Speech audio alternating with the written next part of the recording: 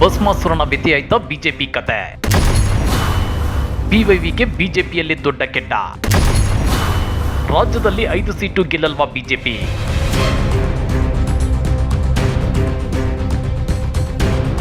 ರಾಜ್ಯ ಬಿಜೆಪಿ ಕತೆ ಭಸ್ಮಾಸುರನ ವ್ಯತೆಯಾಗುತ್ತಾ? ತನ್ನ ತಲೆಯ ಮೇಲೆ ತಾನೇ ಕೈ ಇಟ್ಕೊಂಡು ಸುಟ್ಟು ಬೂದಿಯಾಗುತ್ತಾ? ಲೋಕಸಭಾ ಚುನಾವಣೆಯಲ್ಲಿ ಕರ್ನಾಟಕದಲ್ಲಿ ಬಿಜೆಪಿ ಕೇವಲ 5 ಸೀಟು ಗೆಲ್ಲಲ್ವಾ? ಲೋಕಸಭಾ ಚುನಾವಣೆಯಲ್ಲಿ ಬಿಜೆಪಿಗರನ್ನ ಸೋಲಿಸಲು ಶ್ರಮಿಸೋದು ಖಚಿತ ಅಂತೇಳಿ ರಾಜ್ಯ ಕಾಂಗ್ರೆಸ್ ಟ್ವೀಟ್ ಮಾಡಿದ್ದಕ್ಕೆ ಗೊತ್ತಾ? ಅದನ್ನ ಡೀಟೇಲ್ ಆಗಿ ತೋರಿಸ್ತೀವಿ. ಆದ್ರೆ ಅದಕ್ಕಿಂತ ಮೊದಲು ಹಲೋ ಕನ್ನಡ ಯೂಟ್ಯೂಬ್ ಚಾನಲ್ ಅನ್ನ ಸಬ್ಸ್ಕ್ರೈಬ್ ಮಾಡ್ಕೊಳ್ಳಿ. ಹಾಗೇನೇ ಪಕ್ಕದಲ್ಲಿರೋ ಬೆಲ್ ಬಟನ್ ಅನ್ನು ಪ್ರೆಸ್ ಮಾಡಿ. ರಾಜ್ಯ ಬಿಜೆಪಿಯಲ್ಲಿ 2019ಕ್ಕೂ ಈಗಿನ ಪರಿಸ್ಥಿತಿಗೂ ಅಜಗಜಾಂತರ ವ್ಯತ್ಯಾಸವಿದೆ. ಆಗ ಬಿಎಸ್ವೈ ಅನ್ನೋ ರಾಜಾಹುಲಿ ಪಕ್ಷದ ಹಿಡಿತ ಹೊಂದಿತ್ತು. ಲಿಂಗಾಯತರು ಬಿಎಸ್ವೈ ಬೆನ್ನಿಗೆ ನಿಂತಿದ್ರು. ಅಷ್ಟೇ ಅಲ್ಲ, ಕೇಂದ್ರದಲ್ಲಿ ಮೋದಿ ಸರ್ಕಾರ ಮತ್ತೆ ಅಧಿಕಾರಕ್ಕೆ ಬಂದ್ರೆ ಮೋದಿ ಬಡವರ ಖಾತೆಗಳಿಗೆ ಖಂಡಿತ 15 ಲಕ್ಷ ರೂಪಾಯಿ ಹಣವನ್ನ ಹಾಕ್ತಾರೆ ಅನ್ನೋ ಅತಿಯಾದ ಆತ್ಮವಿಶ್ವಾಸ ಕರ್ನಾಟಕದ ಜನರಲ್ಲಿತ್ತು. ಹೀಗಾಗಿನೇ 2019ರ ನಂತರ ರಾಜ್ಯದಿಂದ 25 ಬಿಜೆಪಿ ಎಂಪಿಗಳನ್ನ ಮತದಾರರು ಆರಿಸಿ ಕಳಿಸಿದ್ದು. ಇತ್ತ ಬಿಎಸ್ವೈ ಕೂಡ ಆಪರೇಷನ್ ಕಮಲ ಮಾಡಿ ಪಕ್ಷವನ್ನ ಅಧಿಕಾರಕ್ಕೆ ತಂದಿದ್ರು. ಆದ್ರೆ ಕೇಂದ್ರ ಮತ್ತು ರಾಜ್ಯದಲ್ಲಿ ಬಿಜೆಪಿ ಸರ್ಕಾರವೇ ಇದ್ರೂ ಕರ್ನಾಟಕದ ಜನರಿಗೆ ಅನ್ಯಾಯವಾಗಿದೆ. ಡಬಲ್ ಇಂಜಿನ್ ಸರ್ಕಾರ ರಾಜ್ಯದ ಮತದಾರರ ನಿರೀಕ್ಷೆಯಂತೆ ಕೆಲಸ ಮಾಡಲೇ ಇಲ್ಲ.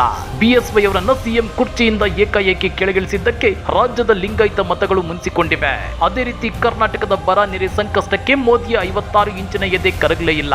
ಜೊತೆಗೆ ಜಿಎಸ್ಟಿ ಪಾಲಲ್ಲೂ ತಾರತಮ್ಯ ಮಾಡಿದ್ರು.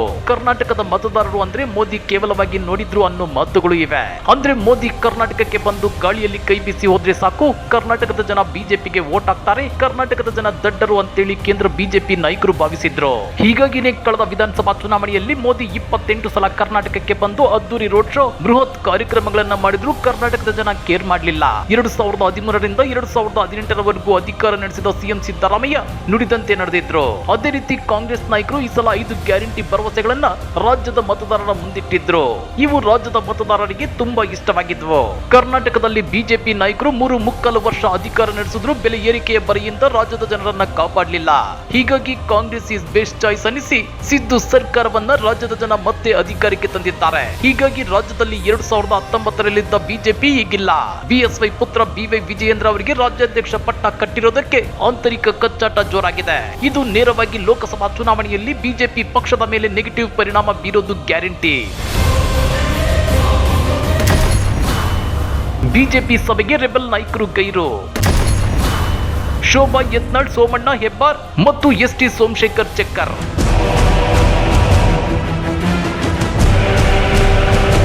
ರಾಜ್ಯ ಬಿಜೆಪಿಯಲ್ಲಿ ಯತ್ನಾಳ್ ಬಣ, ಬಿಎಸ್ವೈ ಬಣ ಮತ್ತು ಬಿಎಲ್ ಸಂತೋಷ್ ಬಣ, ಹಾಗೇನೆ ಮೂಲ ಮತ್ತು ವಲಸಿಗರ ಬಣಗಳು ಸೃಷ್ಟಿಯಾಗಿವೆ. ಹೀಗಾಗಿ ಲೋಕಸಭಾ ಚುನಾವಣೆಯಲ್ಲಿ ಬಿಜೆಪಿ ಹೆಚ್ಚು ಸೀಟುಗಳನ್ನು ಗೆದ್ರೆ ಅದರ ಕ್ರೆಡಿಟ್ ನೇರವಾಗಿ ವಿಜಯೇಂದ್ರ ಅವರಿಗೆ ಹೋಗುತ್ತೆ. ಅದು ತಮಗೆ ಇಷ್ಟ ಇಲ್ಲ ಅಂತೇಳಿ ಸಂತೋಷ್ ಬಣ ಮತ್ತು ಯತ್ನಾಳ್ ಬಣಗಳು ಸಿಡಿದೆದ್ದಿವೆ.